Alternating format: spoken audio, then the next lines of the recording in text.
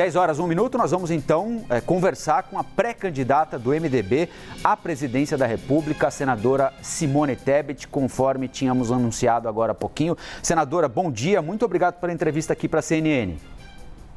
Bom dia, Rafael. Em seu nome, cumprimento todos que estão nos acompanhando pela CNN. Muito obrigada pelo convite. Eu aproveito para chamar para participar da nossa conversa e para abrir a entrevista o nosso analista Gustavo Uribe, que foi quem trouxe a senadora Simone Tebet até o Novo Dia e vai fazer a primeira pergunta para ela. Fala, Uribe. Muito obrigado, viu, senadora, pela disposição de falar com a CNN Brasil. Eu começaria a nossa entrevista falando dos apoios que a senhora recebeu ontem de grande parte do MDB pela candidatura própria à presidência da República. Mas nós tivemos um jantar com dirigentes, sobretudo do Nordeste, com o ex-presidente Luiz Inácio Lula da Silva, que disseram que irão apoiá-lo. Eu gostaria de saber se a senhora pretende conversar com estes caciques que não defendem a candidatura da senhora, pretende ir ao Nordeste até para fazer um tete-a-tete com eles, e se não é uma resistência de partida à candidatura da senhora e não dificulta a candidatura da senhora haver resistências dentro do próprio partido da senhora. Bom dia, Gustavo. Sim e não, ou seja, sim, vamos conversar com todos os companheiros.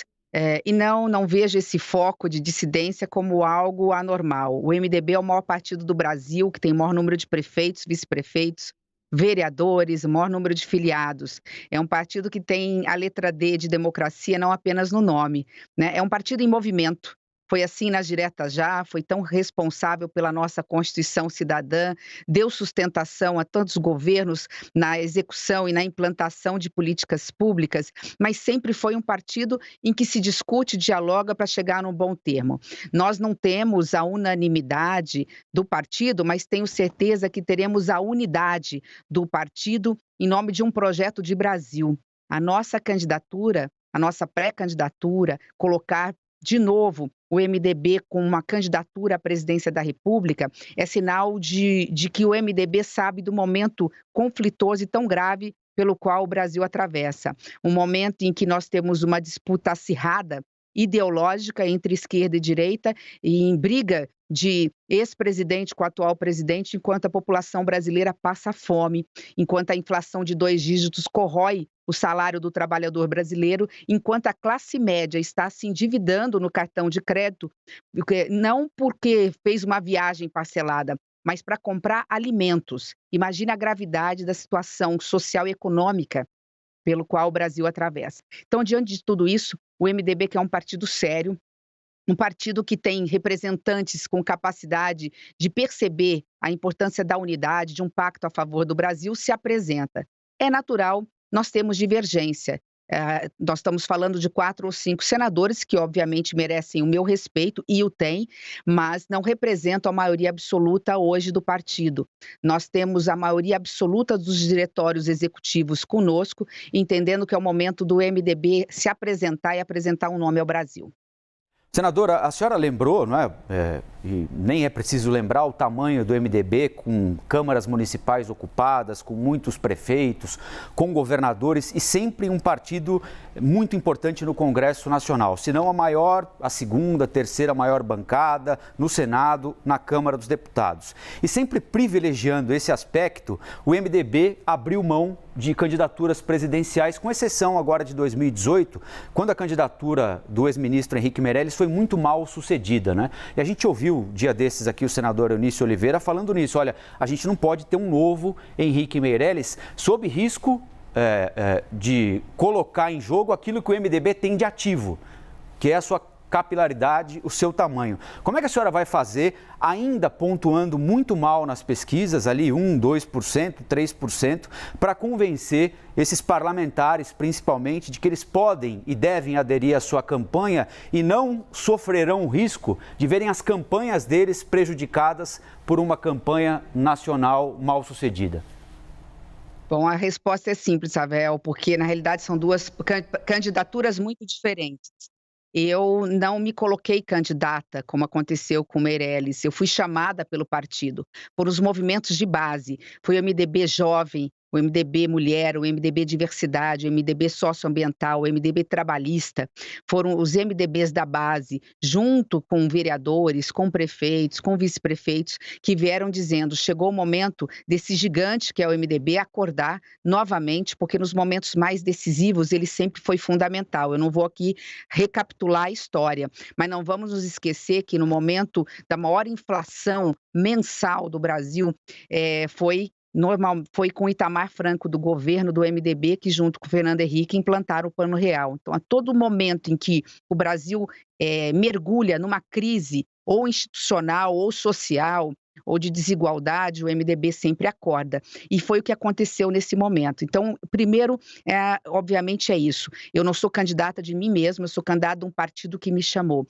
E segundo, que eu acho importante, que as pessoas estão esquecendo, na nossa pré-candidatura, não é uma pré-candidatura do MDB. Nós fazemos parte hoje de um conjunto de pelo menos 4 partidos, que eu chamo de Frente Democrática, defendendo não só o que significa democracia, seus valores, a sua liberdade, mas também com um projeto de país, de governo, para dizer definitivamente é possível fazer diferente e é possível resolver imediatamente os problemas do Brasil. Essa frente é composta hoje de pelo menos 4 partidos e dali sairá um nome. O nome do MDB é o meu. Eu me sinto preparada para liderar essa frente, coragem não me falta, tenho trabalho, tenho experiência, serviços prestados e, acima de tudo, amo meu Brasil acima de tudo. Não estou, nesse momento, preparada para voltar para casa e assistir a esse desgoverno que hoje aí está, e muito menos essa briga patricida entre ex-presidente da República e o atual presidente da República, numa posição ideológica que, enquanto brigam, repito, né, o Brasil passa fome. Então, acho que esses 2 elementos são muito importantes. A nossa pré-candidatura não seria ou não será uma pré-candidatura do MDB. Junta-se PSDB, Cidadania, União Brasil, junto, obviamente, com outros partidos de centro que poderão se somar conosco. Mas eu queria só reforçar com a senhora acha que é uma candidatura que pode oferecer risco para o tamanho do MDB no Senado, na Câmara dos Deputados, nas assembleias, por exemplo? Obrigada, Rafael. Eu havia me esquecido dessa questão da pontuação que você colocou e eu tenho a mais absoluta certeza do que eu vou dizer. Esta é uma eleição, infelizmente, de rejeitados. Isso é inadmissível, isso não é justo com a população brasileira. Você dá apenas 2 alternativas para o povo brasileiro: escolher o menos pior. Escolher entre o passado do ex-presidente Lula ou o atual, ou a gestão do atual presidente. Não vou nem entrar no mérito ou no demérito das gestões. O que eu quero dizer é que o povo brasileiro tem o direito, porque é soberano, né? É ele que escolhe o que é melhor para a vida dele através do voto, e nós somos meros representantes. Ele tem o direito de ter opções. E não pode ter a opção de ter que escolher entre o menos pior. Por que que hoje o Centro Democrático, esses pré-candidatos que se apresentam pelo centro, não pontuam? Porque ninguém vota no Centro Democrático, ninguém vota numa ideia, ninguém vota num partido, as pessoas votam nas pessoas. E a primeira coisa que as pessoas me falam, mas afinal, quem é o pré-candidato ou a pré-candidata do Centro Democrático?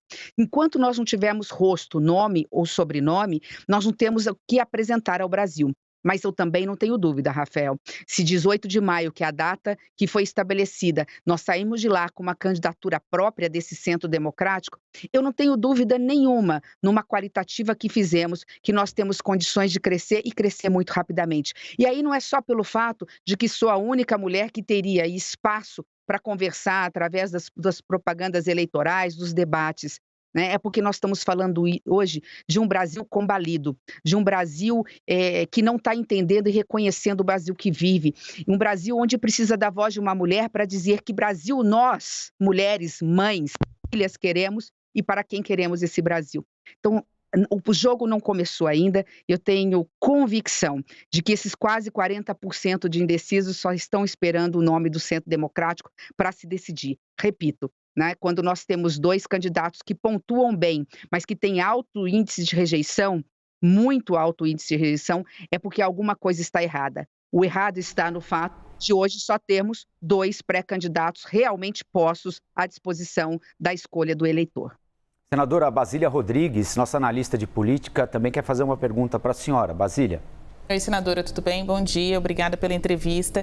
Conversando com o senador Eduardo Gomes, que é do seu partido, MDB, ele que é líder do governo no Congresso Nacional, Gomes afirma que a terceira via é mais um acostamento, não é uma via principal, não é uma via de trânsito, mas uma via parada e que isso está dando segurança de votos, né? Está dando uma base segura de votos tanto para Lula quanto para Bolsonaro. Eu gostaria de saber se a senhora concorda com essa afirmação de que o impasse na terceira via só está colaborando com a polarização destas eleições e também entender como que a senhora dialoga com esse grupo dentro do MDB que se identifica com o Bolsonaro, com o bolsonarismo, né? A exemplo de alguns líderes políticos regionais também que querem ter Bolsonaro no palanque e não Tebet. Basília, querida, obrigada pela participação. Eu concordo com o senador Eduardo Gomes. Vamos lembrar, ele é líder do governo, inclusive por conta disso, provavelmente vai sair do MDB, lamentavelmente, porque tem um carinho muito grande pelo senador Eduardo Gomes, um grande companheiro que temos no Senado Federal. Mas ele tem razão, é isso. Nós somos hoje uma locomotiva parada no acostamento, ou um carro parado no acostamento, que ainda não pegamos a via principal. A hora que nós definirmos o nome, por isso 18 de maio é uma data importante, acho que surpreendeu a imprensa pela agilidade da data, ninguém esperava que sairíamos daquela reunião, os presidentes de partido sairiam daquela reunião com um nome, ou pelo menos com uma data. Agora vamos até lá estabelecer critérios, quando eu digo nós, são os presidentes de partido. É por isso, nós ainda não colocamos o time em campo, nós não temos rosto, nós não temos nome, nós não temos sobrenome. Quando isso acontecer, não vamos esquecer. O que justifica um atual presidente da República ter 50% de rejeição, talvez mais, talvez um pouco menos, e ainda está no segundo turno? Nesse momento nas pesquisas, Rafael, Basília e Gustavo, porque nós não temos outros nomes a oferecer. Democracia não é isso. Democracia é a vontade do povo, onde o povo tem as opções, o máximo possível de opções para escolher o que é melhor para a sua vida. Não somos nós que diremos isso, é o eleitor que dirá. O nosso papel dos grandes partidos como o MDB é apresentar à nação nomes sérios, compromissados, que trabalhem, que amem o seu país, que estão dispostos a servir, repito, no momento mais traumático da nossa história. Nós acabamos de sair de uma pandemia sanitária que matou mais de 650 mil pessoas, muitas delas pela irresponsabilidade de um desgoverno que negou a vacina no braço do povo brasileiro. Passado a pandemia, veio o seu rescaldo, na forma mais cruel, do desemprego, da miséria, da fome, da desigualdade social. Nós precisamos garantir ao povo paz e esperança. Esse é o papel da política e da boa política. Não é a esperança do verbo esperar, mas se me permitir, utilizando aqui a expressão de Paulo Freire, mas do verbo esperançar. Ou seja, esperança no sentido de agir para se garantir algo melhor, algo que acalente os sonhos e mostre que é possível transformar esses sonhos em realidade. Senadora, Eduardo Leite seria um bom vice na sua chapa? Sem dúvida nenhuma, foi um brilhante governador do estado do Rio Grande do Sul, mas nós precisamos entender, e eu tive uma reunião com ele, ficou muito claro a seriedade e hoje o amadurecimento político dele, que hoje ele é mais um soldado dessa frente democrática, porque ele participou de umas prévias e nas prévias o PSDB escolheu o nome do ex-governador João Dória. Então há que se esperar. Obviamente, hoje nós temos, portanto, dentro desse centro democrático, 3 pré-candidatos. Luciano Bivar pelo União Brasil, o meu nome pelo MDB e o nome de João Dória pelo PSDB. Política dinâmica. Nós não sabemos sequer quem será o pré-candidato. Repito, me sinto preparada para representar essa frente, estou trabalhando para isso. E a partir daí, tudo pode acontecer. Mas o mais importante é que homens da envergadura de Eduardo Leite se somam e vão se somar conosco em qualquer posto. Como eu também tenho dito, né, que eu sou pré-candidata à presidência da República e não está no meu radar ser pré-candidata a vice. Abro mão para qualquer um que possa estar nesse palanque para que possamos chegar. É importante, se você me permite, uma frase de um conselho que tive ontem, na conversa que tive com várias pessoas, inclusive com esse presidente Temer, onde a fala dele foi muito feliz. Esse centro democrático não está aí para disputar a eleição. Esse centro democrático está aí para ganhar a eleição. O que significa? Qual é o recado do ex-presidente Temer? Nós temos que escolher o melhor nome para a cabeça de chapa e para vice. Com isso, nós temos que ser altruístas, deixar os nossos interesses pessoais ou partidários de lado, porque, repito, o que está em jogo são as 5 milhões de crianças que estão dormindo todos os dias com fome no Brasil. Nesse aspecto, não só Eduardo Leite é um bom nome para vice, como eu abro mão de qualquer posto que não seja a pré-candidatura à presidência da República para qualquer companheiro, mas estarei lá no palanque, levantando a bandeira, falando para a população, colocando e dando a minha contribuição como mãe, como mulher, como cidadã, como professora, como alguém que tem filhas e não pode admitir que os filhos e filhas do Brasil estejam passando por um momento de tanta necessidade e de tanta dor. Uribe. Senadora, eu tenho uma questão a respeito. A senhora falou que é uma disputa polarizada entre rejeitados, Lula e Bolsonaro. A senhora considera que a rejeição deve ser o principal critério para a escolha do candidato da terceira via? E mais, há o risco da terceira via virar uma bifurcação com duas candidaturas, no caso, MDB com União Brasil e PSDB com Cidadania?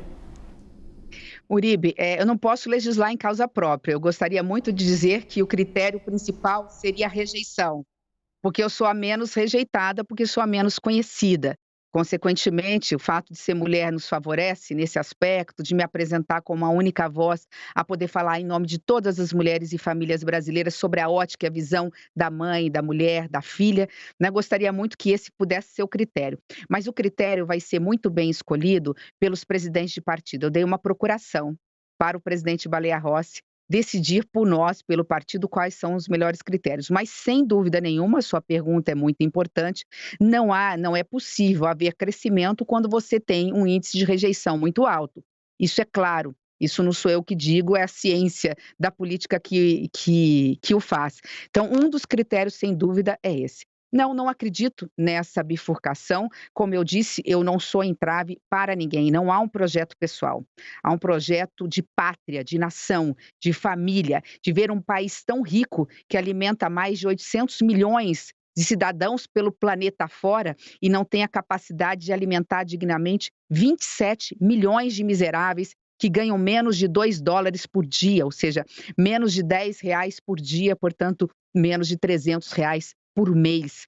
Nós estamos falando de algo muito maior. Nós estamos falando aqui do sentimento maior de quem é cristão, de quem tem fé, de quem não pode ser feliz olhando para o lado e vendo outras pessoas tão infelizes como nós estamos vendo agora. A minha pré-candidatura eu resumiria dizendo que porque quero ser pré-candidata e a candidata desse centro, eu não preciso dizer, basta olhar. Ela está em cada esquina de cada cidade do Brasil. Aí está a razão. Se nós olharmos cada esquina de cada cidade do Brasil, aí está a razão para os homens e mulheres de bem persistirem na busca de um consenso que possa unir, através da pacificação, do diálogo, do equilíbrio, não só a classe política, mas toda a sociedade civil que hoje se mostra extremamente sensibilizada e preparada também para servir dentro das suas possibilidades ao país. Senadora Simone Tebet, pré-candidata à presidência da República pelo MDB, muito obrigado pela atenção aqui com a CNN, senadora. Bom trabalho para a senhora e até a próxima. Obrigada, Gustavo, obrigada a todos. Basílio, em seu nome eu cumprimento todos que estão nos acompanhando aqui na CNN.